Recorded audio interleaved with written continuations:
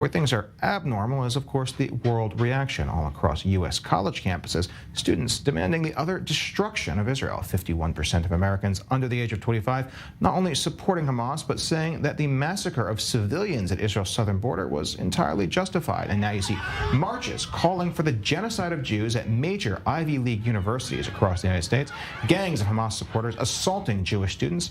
Joining me now to explain just how the next generation has collectively lost their minds is Professor Chaim of Israel's Gurion University, who is demanding professors around the world grow a backbone and take a moral stance. Professor, it's good to have you with us. I want to jump directly into this story. Just what is going on college campuses around the United States and of the world in general, actually? Well, I think a lot of it has to do with the fact that we've fallen in love with what are called narratives. In other words, that truth is an issue of perspective and which way you look at it, and every truth can be looked at in different ways and explained in various different methods depending on who you are and where you are. And I think what I tried to make clear, and what I think we have to make clear, is there can be no prevarication, there can be no mistake about what happened on the 7th of October 2023. The facts are there for everyone to see. Anyone who likes checking their facts can go online. They will find all the evidence they need to find there.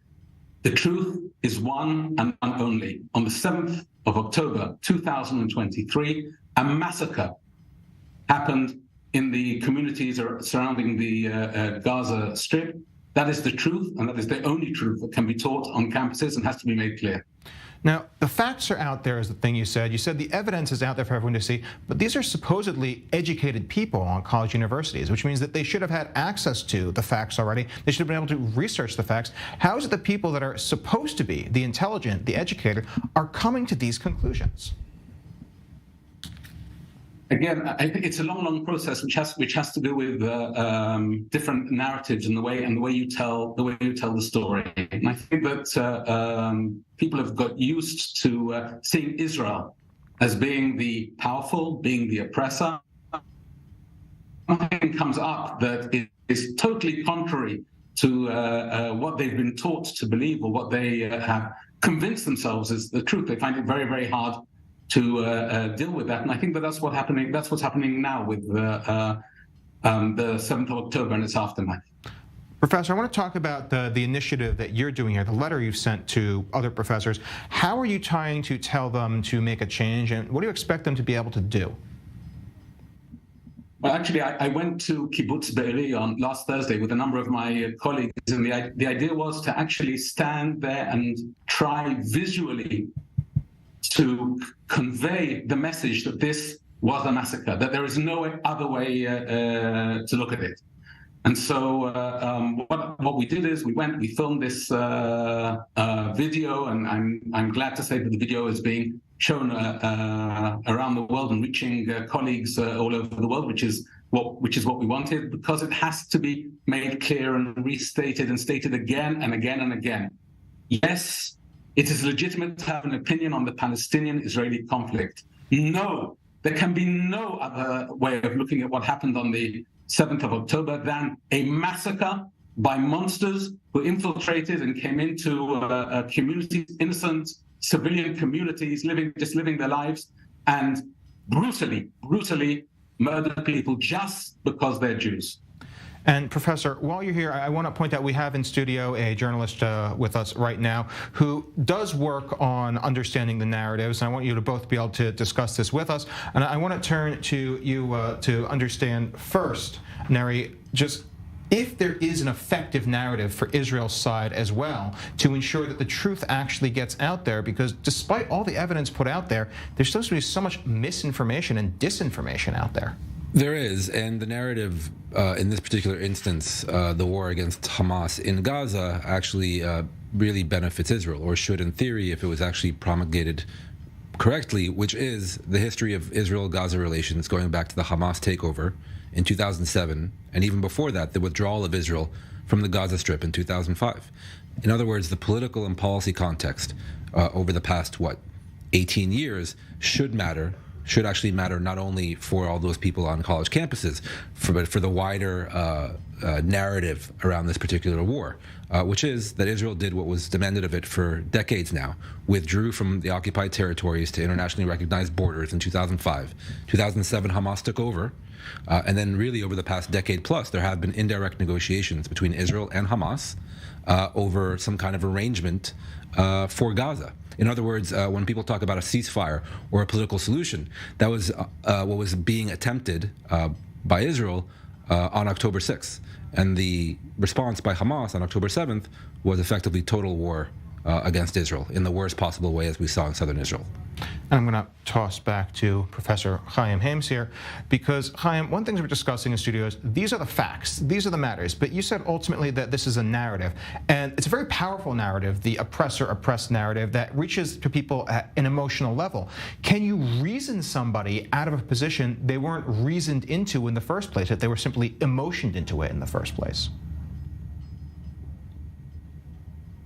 Again, I'm not a psychologist, so I don't want to go into fields that I'm not an expert in. But what I think has to be made clear, and that's what I tried to do in the video, particularly as the rector of Gurion University, a university which itself has had over 60, sadly, members of the community who were murdered. We have 6 students who are hostages in Gaza. We have hundreds of families who are displaced, refugees within their own country.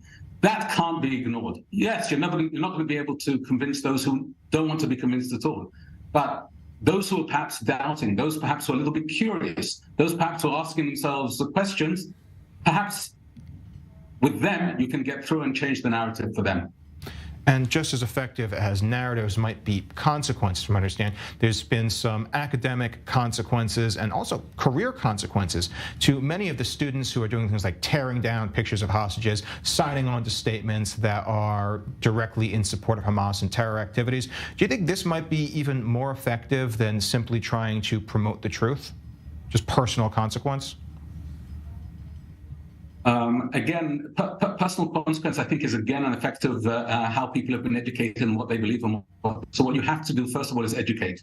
You have to educate, you have to show, you have to keep on pressing and telling and repeating the message that on the 7th of October, 2023, terrorist monsters committed an atrocity, a massacre. That's what has to be repeated again and again and again. The evidence is there for anyone who wants to see it. And only through that will you be able to change mind. Personal consequences might hurt in the long run, but I think it's, first of all, education, education, education. We're talking about the long run, and one of the things we have to look at is the beliefs of young people, particularly students. Americans, at least surveyed under the age of 25, 52% directly say October 7th was fully justified, despite some portion of those 52%, about 20% of those people, saying that they still believed it was a genocide, but that it was justified anyway. Is it too late to actually educate people? I mean, that's a pretty damning statement to go up against there. I agree, but then again, don't forget that students in America go to university mainly at the age of 18. Okay, they come straight out of high school and go to the university. They haven't really experienced anything about life. Many of them might ever left the United States of America. They have a very, very narrow viewpoint and understanding of the world. And it's behoven on the university professors, on professors of the university, on the campuses, on the universities themselves, to make sure that their students are being taught the facts. They can then look at the facts and try and interpret them. But when the facts are there before your eyes, when the evidence is there before your eyes, there can be no prevarication. Well, thank you very much, Professor Hames, and let's hope that you can convince other professors to ensure that the truth gets out rather than these narratives.